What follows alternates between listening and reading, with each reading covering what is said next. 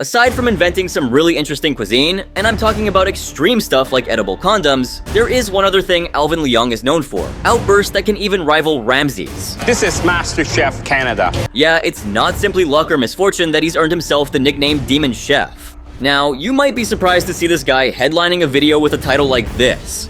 But let me tell you, it's no accident. Piss the guy off, and you've unleashed the beast. Very spicy food, don't you? Yes. I don't. And guess who was at the receiving end of his rage? This contestant right here. So what happened is, in season 1, Alvin completely lost his cool over a pretty mediocre dish. Smelled croquettes with chili lime sauce. It all started with the elimination challenge when Marina, the winner of the previous challenge, decided to enact her revenge on the rest of the contestants. Well, she had a choice to make: to pick an ingredient for the rest of the home cooks. A classic advantage with deadly potential. Oh boy, talk about a real challenge. I mean, cooking with smelt is no joke. Not surprising why some contestants grew worried about the task ahead. I mean, this fish could be the end of them. Who named that fish? But there was this one contestant who knew just what to do. Or so he thought. Smells. Think, man. Portuguese, fish, so. Danny, buddy, maybe not so soon. Cause if there's anything we all know about MasterChef, it's that it never goes exactly how we think it will. Anyway, the clock had struck and Danny got off to a quick start. But that's when the judges dropped by to pay a visit to his station. Smelts and chorizo. No chorizo in this. Really? While Danny sounded confident, Michael wasn't too sure. At the end of this challenge, at least one home cook will be eliminated. Yeah, you could tell that it wasn't the smartest move. But Danny was oblivious to the consequences. But wait till you see what he did next. As soon as Michael left his station, Danny started busting out some illegal moves. I mean, why would you even do that? You just ruined the dish in a single move. Every single person who watched him puree that perfectly cut piece of fish was in shock. Pureed smelts is a no-no. Well, I have to agree with Mirinda here. Alvin was especially getting concerned, and believe me, those fears were far from unfounded. You know, Danny's making a croquette. I can see the smell. It doesn't have a lot of flavor. It's being lost in the potato and the seasoning. And here I was, hoping there would come a time when Danny would realize what a stupid mistake he made. Not like he could do anything about it, but, well, this dude was riding the high wave of confidence, and there was no looking back for him. I'm in my zone. They're all nervous. Crap. I'm cool as cucumber. Yeah, we'll see about that, Danny. Anyway, when it was time to present the dish, you have to see how things went down. But before that, let's take a moment to soak in this abomination before our eyes. Smelled croquettes with chili lime sauce. Now, Claudio's reaction to Danny's fishy move was pretty straightforward. Yeah, I'm sure Danny was kinda disappointed with his reaction. But he wasn't prepared for what Alvin had in store. I mean, that's the real highlight of this video, and let me tell you, the guy was crushed. Arms folded like this. You're very cool. Always. Ooh, there we go. And mind you, he hadn't even tasted the thing yet. He was probably preparing himself for the worst, but he never could have imagined it would go quite like this. I mean, this is MasterChef Canada. And you give me this? Alvin's outburst was completely valid. What bothered him was the fact that Danny hadn't just messed up the dish, but was also pretty proud of it. Now, when I went down into the comments to see how people were feeling, one user couldn't help but point out how strict Alvin was. I mean, sure, he can be pretty uptight and demanding with his dishes, but that's only because he expects the best. After all, you can't possibly come to MasterChef and present mediocre dishes and hope to win. It's MasterChef, not some backyard barbecue. Alvin's tough love might seem harsh, but he's pushing the contestants to reach their full potential. Though Danny knew it was a risky move, he went with it and pureed the hell out of his smelt. I'm sure he learned a lesson he wouldn't forget soon. I'm pretty much screwed. I could be going home for croquettes. It wasn't surprising to see Danny's dish being called out as one among the worst for the night. But can you believe that the other two dishes were worse than his mushy mess? Now, make sure to keep an eye out on the channel, where I'm going to feature those two dishes that lost out to Danny's disaster in an upcoming video. Since they lost to that travesty, well, they're gonna need plenty of airtime of their own. For now, here comes a contestant who made Alvin really see red. What's going on here? Smelled croquettes with chili lime sauce. But before I get to the point where Alvin almost tore down the place, let's quickly recap and see what led him to his eventual freakout. It all happened with the elimination challenge in motion. Being the winner of the Mystery Box Challenge, John was bestowed with the power to choose the style of food or dish the rest of the contestants would have to cook with. Most populous continent on the planet. Asia. So, John was offered 3 Asian-themed dishes to pick from. A sumptuous curry with piping hot roti. A curry from India with roti, huh? Bonassini's favorite, I bet. Wonder what Aprile's is. And then there was Alvin. When you have a palate like his, you better bet on his favorite thing being completely out of the ordinary. A beautiful bowl of Japanese ramen. Yup, he went for the jugular with a bowl of Japanese ramen noodle soup, which let me remind you is a killer dish to nail. Although it might look simple, all the best ramen places spend days on all of their ingredients before ultimately throwing them together at the peak of their flavor. It's a balance that would determine his success. Now, I personally would have gone for the ramen considering it's way tougher to make, so it would have been a real challenge for the contestants. But hey, that's just me. As for John, this is what he went for. That John chose was... Alright, stir fry it is. Now you'd think with something so simple, there wouldn't be much room to mess it up. I mean, how hard can it be to toss a few veggies in a pan with some sauce, huh? But let me tell you, you'd be surprised to see how easily things can go wrong with it. Even a dish that seems foolproof can go sideways if you're not careful. And one contestant learned this the hard way. So the clock had struck and the contestants were off to the pantry to fill their baskets. And Kyle was feeling rather good about the challenge. I have eaten my fair share of stir fries. I think it's pretty easy. The confidence was honestly kinda cute. But it's his idea behind the dish I'm worried about. See, experimentation is great only as long as you can execute it well. As for Kyle, well, he was neither lucky nor skilled enough to pull that off.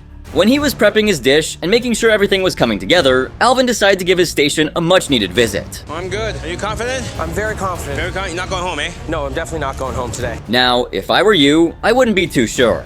But hey, it's Kyle we're talking about. You see, Kyle revealed his master plan for the dish to Alvin, and let's just say Alvin wasn't fully on board with the direction the home cook was going. Don't know how I'm gonna eat this with my chopsticks. Good luck. I hope it tastes good. That's not a good sign now, is it? The dish wasn't even ready, and Alvin could already pick out all the flaws. My guess? The dish was already doomed. But Kyle didn't think so. He's gonna take pity on me. I'm looking at my plate and I have no fears. Oh, he was brimming with confidence, or should I say overconfidence. He really thought he could impress the judges with it, which to me at this point seems highly unlikely. Anyway, when it was his turn to present the dish before the judges, here's what he brought to the front. I did a sesame crusted cod, rice done in a lobster mushroom broth. You know, to me, it looked like one hot mess. But it was Alvin's reaction to the dish that was the highlight of the entire episode. I tell you, Carl, I had stir fries all over the world. Kyle's dish was honestly puzzling to Alvin, and understandably so. It was weird, at least visually. And let's be honest, what the heck was Kyle even thinking? I mean, it's gotta be up there with the most awful looking dishes I have ever seen. Alvin's frustration was almost palpable. The more he looked at the dish, the more he got pissed. Does that belong to a stir fry? This size? No, chef. The veggies, which are the core ingredients of the stir fry, weren't even chopped. Like, buddy, you got a whole hour to prepare a simple stir fry and you didn't even bother to chop your greens, right? And don't even get me started on the rice. What rice did you use? I used basmati rice. Forget the veggies, he couldn't even cook rice to perfection. At this point, Alvin was struggling to keep his cool. It'd be weirder if he did keep his cool. Some users could believe that such a basic fact, to not use basmati rice in Asian cuisine, went over Kyle's head. Like, come on, basmati rice out of all things? What pissed me off even more was his arrogance saying there was no way he was going home. Like, dude, chill. That's wishful thinking at this point. But before he unleashed the next wave of destruction, he had to make sure of one little detail. Asparagus and mushroom stir fry with some grilled chicken. Should be yummy. If I were Kyle, I'd take Alvin's words pretty seriously. Kyle clearly had no idea what he was doing in the kitchen.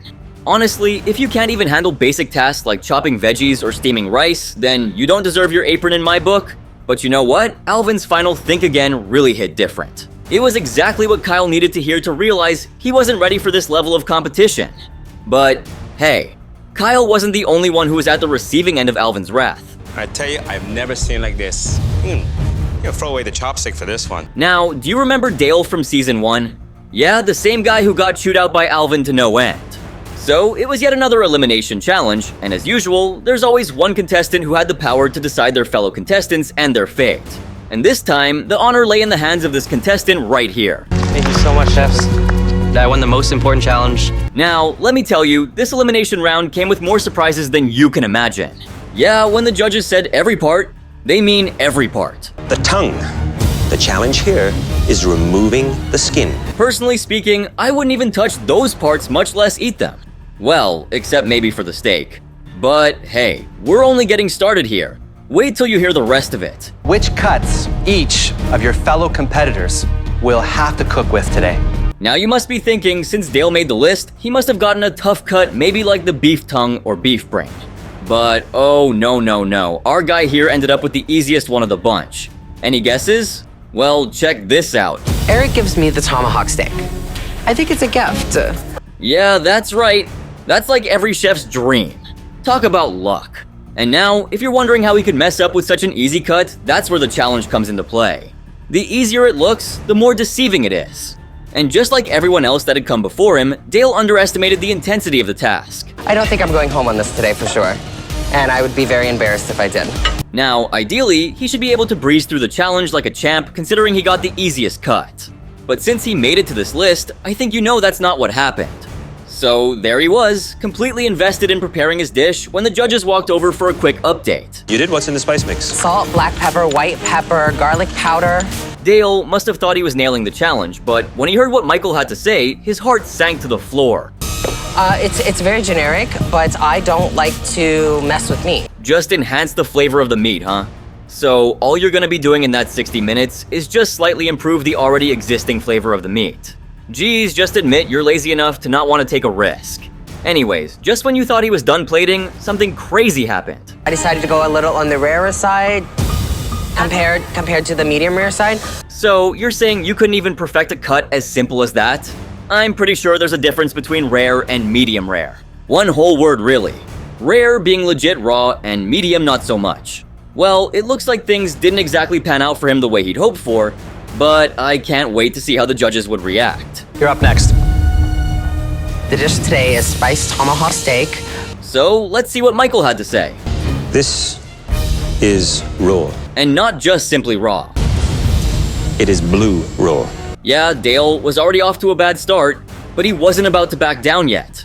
It registered 127 in 3 different places. I don't care what it registered.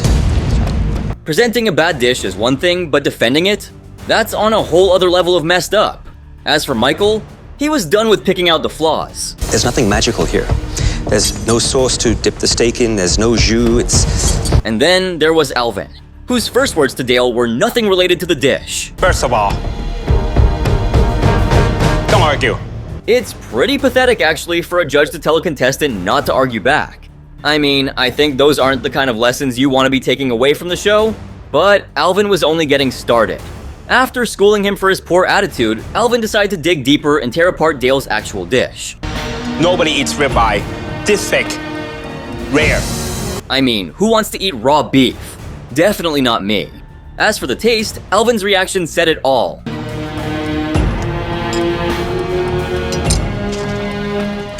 Honestly, Alvin's anger was completely valid. I mean, not only you boast about nailing a round, but you refuse to accept the fault even when the judges themselves point it out. And I'm not the only one who thinks that. There are many users out there who cannot stand Dale's attitude. Like it all would have made sense if his attitude matched his talent, but nope, this guy is far from talented. I mean, come on, serving raw stuff? Like, he is deliberately trying to send people to the hospital at worst, and just plain stupid at best. As for Alvin's reaction, he didn't have to do anything really to express just how disappointed he was, and people definitely caught on to that real quick. That's like another level of delusional. Emotionally and mentally, this is the lowest I've been so far. I mean, if the dish was somewhat decent, it'd have been understandable why you'd want to defend it, but Dale's dish wasn't decent, it was a disaster. And instead of owning up to his mistakes, he decided to be a douche, and clearly it didn't sit well with Alvin. But hey, let's keep things moving, shall we? Because this next dish wasn't just bad, but it also sent the contestant home straight up. I want so badly to get in the top 10. You don't want to be number 11. Alright, so I'm talking about Carly from season 1. So it was the elimination challenge, and here's what it was all about. This elimination challenge isn't just about any desserts. It's about beloved Canadian classics. That's right, the theme of the challenge was desserts, and these were the options that were odd-8 out in front of the contestants. The butter tart. It's an irresistible blend of butter, brown sugar. And that wasn't the end of it. Rustic and delicious, and one of Canada's oldest desserts. Honestly, my personal favorite. Blueberries. Whether it's an overnight oatmeal, smoothie, or eaten as is, blueberries are my go-to option. But of course, those weren't the only options. It's a chocolate and coconut crumb base. Oh, who saw that coming now, huh? But let's see which of these gets picked. The Nanaimo bar. Now here's the thing, Carly wasn't exactly what you'd call a dessert person. Which sucks big time, because this challenge was all about those sweet treats. I don't usually do desserts, I'm not a dessert person, and this dessert for me is always a risk. Well, all we can do is hope she delivers, but since she made the list, that seems unlikely. Now, let's quickly fast forward to the tasting, and it was Carly's turn to present her creation. It's a toasted coconut and white chocolate cup with custard and walnut filling. She made a Nanaimo bar cup with walnuts, custard, and white chocolate, and although it sounds so good, the visuals were way off. And here's the thing, she wasn't even planning on making cupcakes to begin with. Did this come out the way you envisioned? No, I envisioned it that they were in ball form. Well, at least she's honest about her shortcomings. But hey, just because the visuals are bad doesn't mean the taste is too... Just so drab, so blah. It's very dry. And then came Alvin. Given his history, as this man walked up to your dish, I bet most contestants are praying he doesn't end up destroying both you and your dish. Sadly, in Carly's case, that's exactly what happened. Chef Alvin? If that was served in a restaurant... Ouch. Alvin never really holds back, does he? It's like all he does is wait for someone to present one bad dish so he can finally unleash his fury. Sadly, the falling prey to his wrath this time was Carly. But hey, his reaction was totally justified. You really can't serve something like that in a restaurant and hope they don't send it back. And if you thought Alvin was done, you couldn't be more wrong. And you said you hope to win. Well, with that, you don't have a hope. Ouch. That's probably the worst blowout of all. And not gonna lie, I genuinely felt bad for her. I'm not really good at making desserts, though. But let's not forget, this is MasterChef we're talking about. People from far and wide put all of their hopes in making it to the show, and once you do, you just can't perform so poorly and manage to get away with it. Either you excel at everything, or you go home. Out here in MasterChef, you don't get the apron for nothing. Sadly, Carly's dish wasn't winning any awards that night, and it eventually became the sole reason to send her packing. You are not going any further here at MasterChef Canada. Tough luck, girl. While I personally do feel bad for her here, there are plenty of people out there who couldn't even believe Carly survived this long. According to them, she didn't deserve to be on the show in the first place. And you know what? I get where that opinion is coming from. She's on a cooking show and she's openly admitting she's not good with desserts? What do you expect then? First dessert challenge rolls around and you're done for.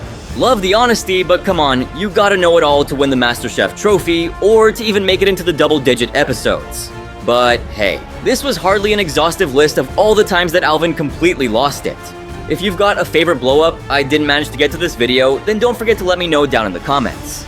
Also, if you enjoyed this video, then make sure to drop a like, subscribe, and turn on my post notifications. And if you want to keep the craziness alive, then make sure to watch this next video right here. Trust me, it's even better.